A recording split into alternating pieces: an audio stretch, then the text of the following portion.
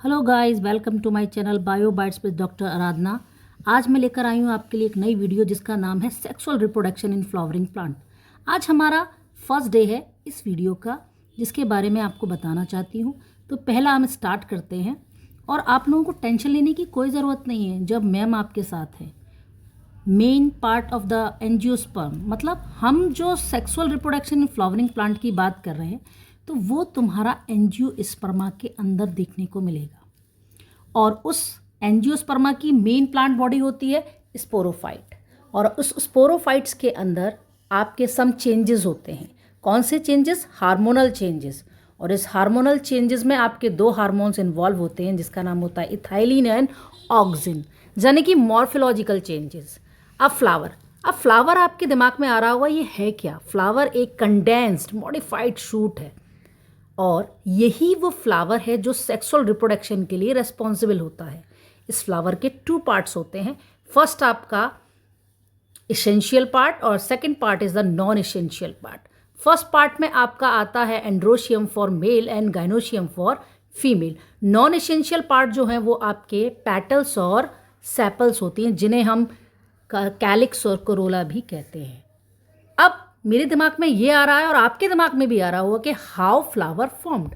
Shoot, apical meristem modified. अब shoot apical meristem modified हो रहे हैं आपके फ्लावर मेरिस्टेम्स में, और आपका ये मेरिस्टेम्स जो है वो आपके फ्लावर के स्ट्रक्चरल और आपके मॉर्फोलॉजिकल चेंजेस के द्वारा एक फ्लावर में चेंज हो रहा है। तो एक हम फ्लो चार्ट के रूप में इसको समझेंगे। बड के अंदर सेल डिवीजन फ्लावर, और फ्लावर से आपका ग्रुप ऑफ फ्लावर्स।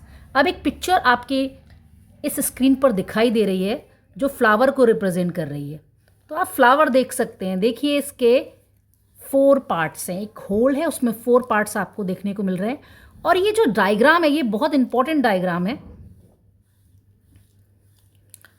देखिए, जैसे कि आप एंड्रोशियम के बारे में देख सकते हैं। एंड्रोशियम एक मेल पार्ट को रिप्रेजेंट कर रहा है, गाइनोशियम आपका फीमेल पार्ट को रिप्रेजेंट कर रहा है। जो फ्लावर का सबसे अट्रैक्टिव पार्ट है वो आपका रिप्रेजेंट कर रहा है पेटल्स को, और आपका जो ग्रीन पोर्शन रिप्रेजेंट कर रहा है आपके सेपल्स को। और ये सारे पार्ट्स और एक ग्रुप में जुड़े हुए हैं जिसका नाम है थैलेमस। देखिए नेक्स्ट। अब रिप्रोडक्शन के साथ साथ क्या क्या इवेंट्स होने के चांसेस होते हैं? इवेंट्स आपको पता है, 3 इवेंट्स होते हैं। प्री फर्टिलाइजेशन मतलब गैमीटोजेनेसिस। गैमीटोजेनेसिस में हम यहाँ microsporogenesis for male and megasporogenesis for female. अब सेकंड होता है गैमीट ट्रांसफर, यानी कि पॉलिनेशन। आप देख सकते हैं pollination. And second step is fertilisation, जिसमें दोनों गैमीट्स का क्या होने वाला है? फ्यूजन। क्या होगा? फ्यूजन। नेक्स्ट है आपका पोस्ट फर्टिलाइजेशन इवेंट, और पोस्ट फर्टिलाइजेशन इवेंट में आप देख सकते हैं आपकी 3 चीज़ें आपको देखने को मिलेंगी। पहला है आपका endosperm, next embryo, fruit and seed formation. तो सबसे पहले हम पढ़ेंगे किसके बारे में? स्टेमिन के बारे में। स्टेमिन आपके कहाँ प्रेजेंट होते हैं उसको हम देख लेते हैं। सबसे पहले आपके 2 तरह के यहाँ पर एंथर देखने को मिल रहे हैं। एक आपका बाइलोब्ड एंथर है, एक आपका यूनिलोब्ड एंथर है। तो यहाँ पर एंथर, आपके स्टेमिन का फर्टाइल पार्ट कौन सा है? एंथर। और ये आपके 2 पार्ट से जुड़ा हुआ होता है, एक आपका डिस्टल एंड और दूसरा आपका proximal and. First, each lobe contain 2 थीकास, तो इस वजह से इसको हम बोलेंगे डाइथीशियस, attached on the thalamus.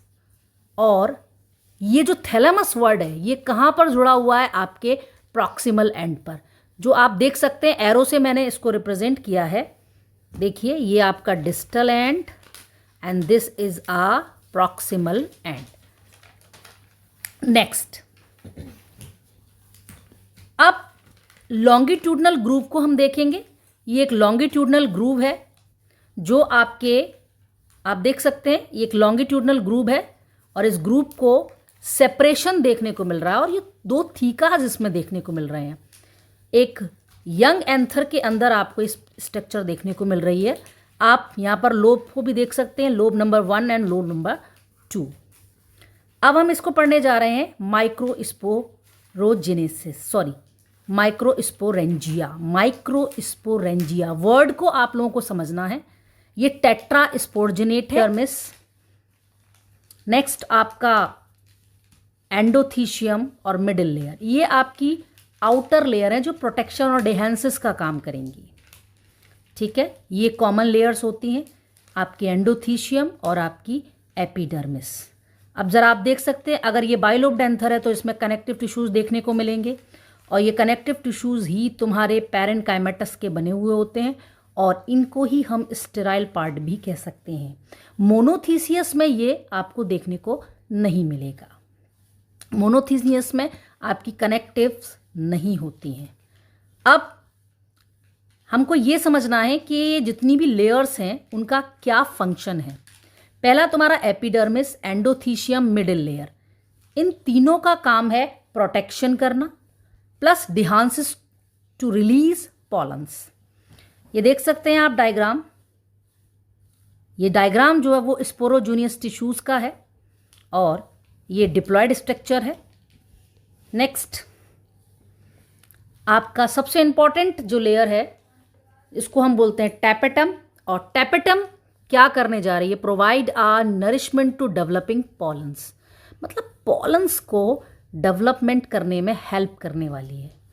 Provide exine sticky pollens, pollen kits जिसको कहते हैं, यानी कि आपका ये मल्टी न्यूक्लियोटाइड स्ट्रक्चर है, आपका डेंस साइटोप्लाज्म है, ये इसकी कैरेक्टरिस्टिक्स हैं किसके, टैपेटम के। एक मैंने आपको पॉलन किट के बारे में ही बताया, वो इसका इंपॉर्टेंट रोल है। नेक्स्ट मैच्योर एंथर आपका मिडिल लेयर प्लस टैपेटम को रिप्रेजेंट करेगा। 2 pollen sac plus pollen grain, ये चीज़ें आपको फॉर्मूला के रूप में मैंने बता दी हैं। एपिडर्मिस और एंडोथीशियम मेन रोल प्ले करने वाली हैं, main role in dehiscence. Next microsporogenesis, genesis word जहाँ भी बायो के अंदर आता है वो आपका होता है कि आप उसको जन्म दे रहे हैं, उत्पत्ति करा रहे हैं। नेक्स्ट ईच माइक्रोस्पोर आपका हेप्लॉइड होता है, माइटोसिस उसमें लगातार हो रही होती है, can give rise pollen grain. ये आप डायग्राम देख सकते हैं।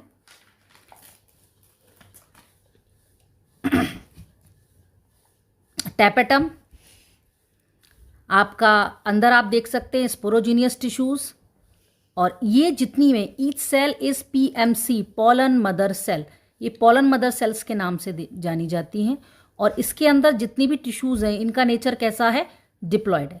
तो पीएमसी को मैंने यहाँ बाहर निकाल लिया, उसको मैंने मेयोसिस कराई है। मेयोसिस कराने से मुझे क्या मिल रहा है, 4 माइक्रोस्पोर टेट्रेट। यहाँ से आपके क्वेश्चन आने के पूरे पूरे चांसेस हैं, ये आपको ध्यान से समझना है। चलिए इसको ड्रामेटिकली भी हम लोग देख सकते हैं।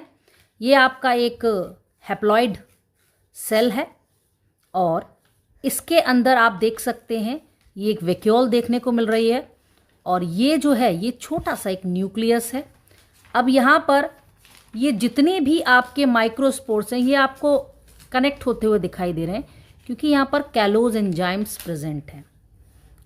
अब देखिए ज़रा, जब आपका एक पॉलन ग्रेन तैयार हो चुका है और इसके अंदर एसिमेट्रिकली आपका एक और लेयर दिख रही है, इस तरीके से आप डिवीज़न के बाद, माइटोसिस कंप्लीट करने के बाद आपको एक वेजिटेटिव और एक आपकी जर्म सेल्स देखने को मिल रही है। अब आप देख सकते हैं ये एक मैच्योर पॉलन ग्रेन का डायग्राम है, जिसमें आप एक्साइन को देख सकते हैं, इंटाइन को देख सकते हैं, साइटोप्लाज्म को देख सकते हैं, वेजिटेटिव सेल को देख सकते हैं, और आप जनरेटिव सेल्स को देख सकते हैं। एक्साइन और इंटाइन, अब यहाँ से हम लोग देखेंगे ये एक्साइन और इंटाइन, ये देखिए एक्साइन और इंटाइन। नेक्स्ट, तो चलो अब आगे हम वेजिटेटिव सेल्स के बारे में समझते हैं, जो एक साइज़ में बड़ी होती है, लार्ज होती है, इसके अंदर फूड रिजर्वर यानी कि बहुत सारा खाना भरा हुआ रहता है। इरेगुलर इसकी शेप होती है न्यूक्लियस की, और जो आगे चल के पॉलन ट्यूब बनाने में हेल्प करती है। जर्म सेल्स आपकी जो हैं ये स्मॉल होती हैं कंपैरिजन टू वेजिटेटिव सेल, और ये ही आपको आगे चल के मेल गैमीट देने का काम करती हैं। इनकी शेप जो होती है वो स्पेंडल शेप होती है। नेक्स्ट जो एक्साइन है, एक्साइन आपकी क्या है, डिसकंटिन्यूअस है, स्पोरोपोलिनिन की बनी हुई है, और स्पोरोपोलिनिन की वजह से ये जो मैं हाईलाइट करने जा रही हूँ स्पोरोपोलिनिन, इसको ज़रा यहाँ से क्वेश्चन बनने के पूरे चांसेस हैं। Resistant to temperature and alkali, मतलब ये प्रोटेक्शन का काम कर रही है। नेक्स्ट आपका इंटाइन, इंटाइन जो है वो कंटिन्यूअस होती है और ये सेलुलोज और पैक्टिन की बनी होती है। ये जो मैंने अंडरलाइन की है ये इंपॉर्टेंट नहीं, वेरी वेरी वेरी इंपॉर्टेंट है। डेवलपमेंट ऑफ पॉलन ट्यूब, तो आपकी एक्साइन भी और इंटाइन भी, ये आपके जो एक्साइन है ये जर्म पोर बनाने में हेल्प करेगी, और ये नेक्स्ट इंटाइन जो है वो आपका पॉलन ट्यूब। अब आप देख सकते हैं जहाँ से क्वेश्चन आने के पूरे चांसेस हैं। ये जो मैंने हाईलाइटेड किया हुआ, जरा इसको देख सकते हैं आप लोग। 60% आपके 2 सेल्ड स्ट्रक्चर होती है पॉलन ग्रेन्स की, और 40% आपकी होती है 3 सेल्ड स्टेजेस। तो ज़रा आप इसको देख सकते हैं, 1 vegetative cell plus 1 germ cell, ये आपका 60% का रेशियो है। नेक्स्ट आपका 40% का रेशियो जो आपका 1 vegetative cell and 2 generative cell को रिप्रेजेंट करती है।